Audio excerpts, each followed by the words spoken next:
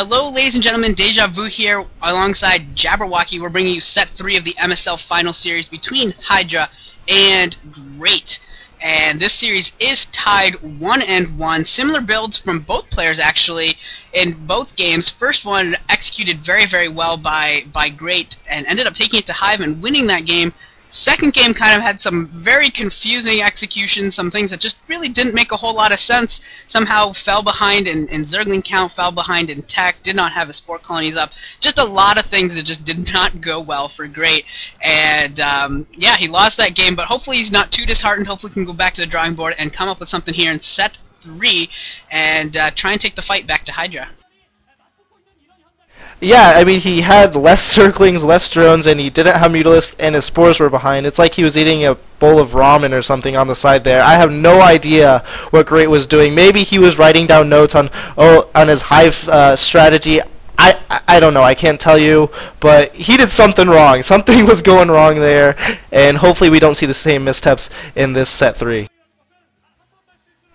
I don't think we will. That would be very disappointing to see two just mistake-prone victories in an MSL finals. I think that's bad enough to have one. Let's just try and keep it at that. Yeah, hopefully, man. I mean, Great's really gonna have to do something.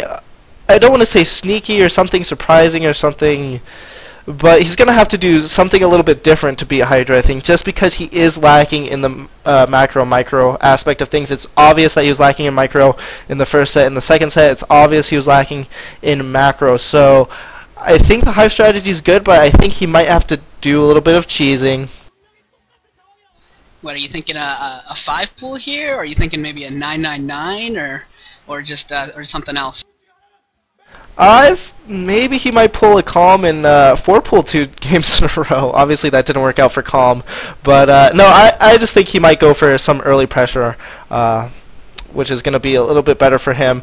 Although he's still not the best micro, so we're just going to have to see.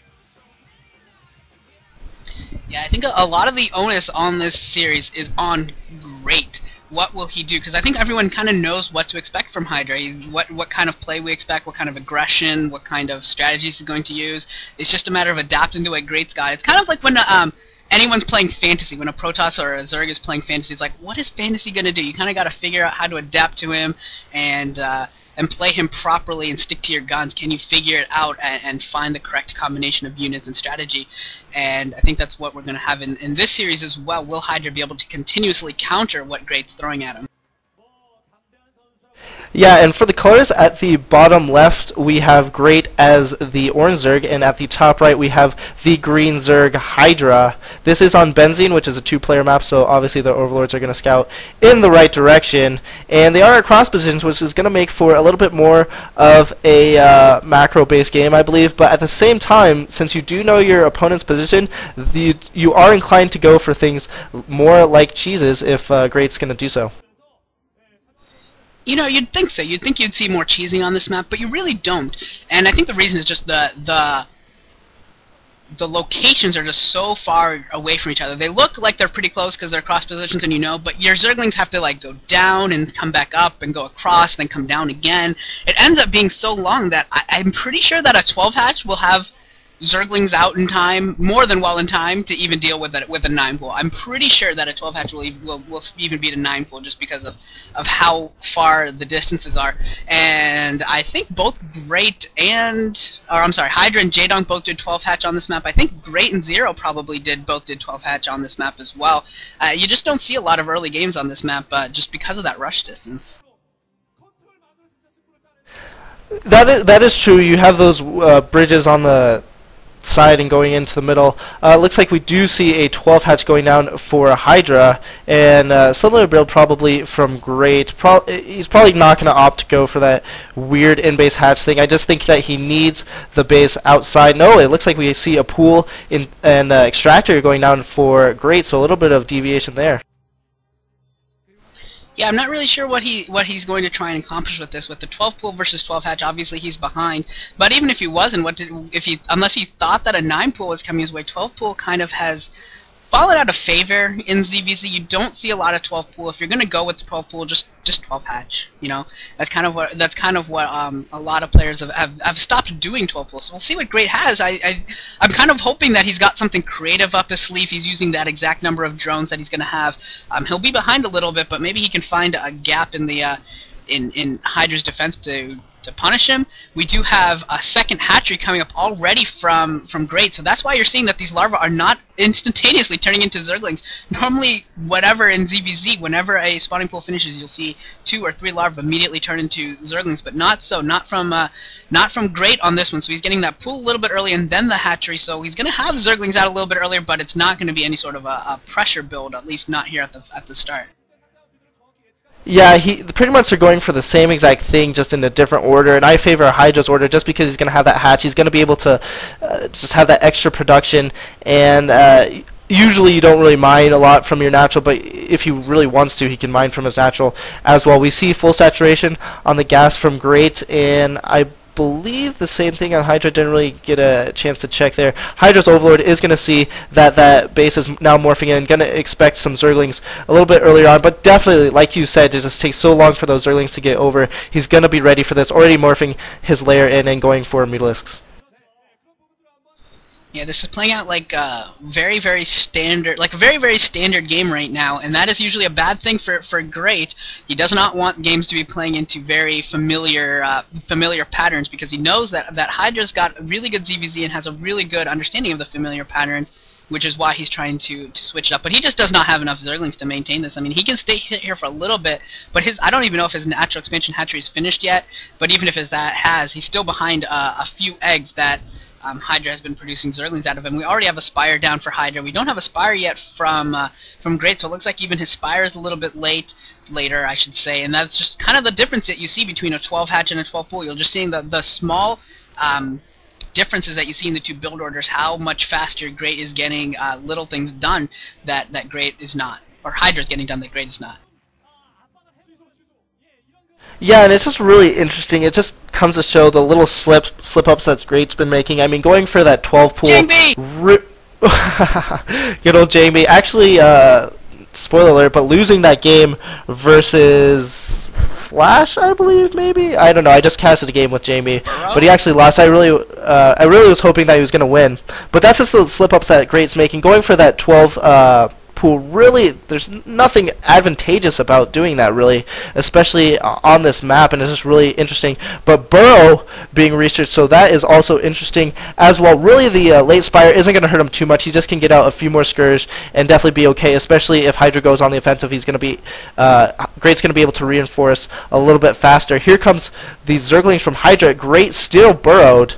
Wonder what he's going to do with this. This is a really interesting play.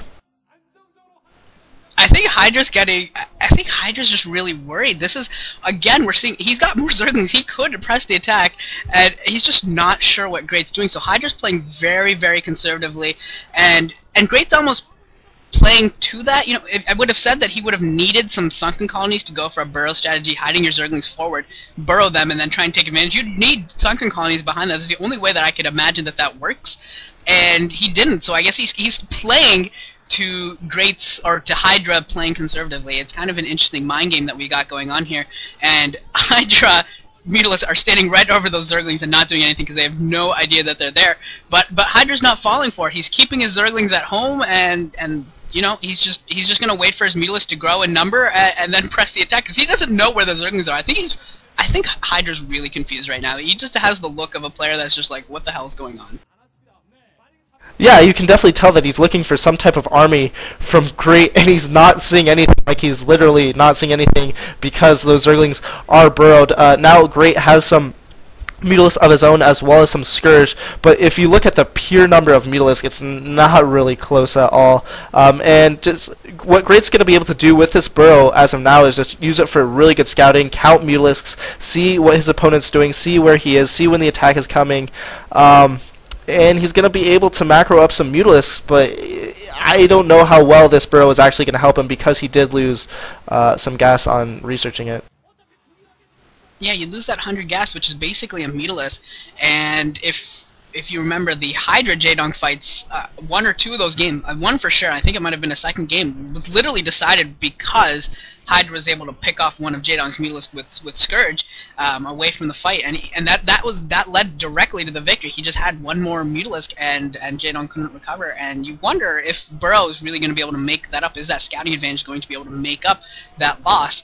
And I don't know. He just does not look, as we engage here, we just don't have a lot of Mutalisks from Great, and I think he knows that. And Hydra even eating a couple of Scourge there, but doesn't look like he minds too much. And Great eating some as well. His neither of them able to have perfect micro, but it's still just Great. Or Hydra just has more stuff. It looks like as some Scourge attack each other, and that hatchery is about to go down to Zerglings, and things just falling apart for Great here. He's just coming up with some. I think he's outthinking himself. He's just getting too creative for his own good, and I don't know, maybe he got a little used to playing against a guy like Zero, who isn't the best CVZer, who's a creative player like himself, and he out-creative, I don't know what the verb would be, out-creatived Zero, and GG coming from Great, but I don't think that he was quite ready for Hydra. I think a lot of people wondering whether or not Hydra would be ready for what Great has to throw at him, but was Great ready for what Hydra's going to throw at him, which is actually good, solid, traditional ZVZ play. And I gotta say that no, Great was not ready for this. Great has not been practicing against the best of the best, or he was hoping for Hydra to do things that he just wasn't, because it just does not seem like Great was really prepared for a good layer tech player.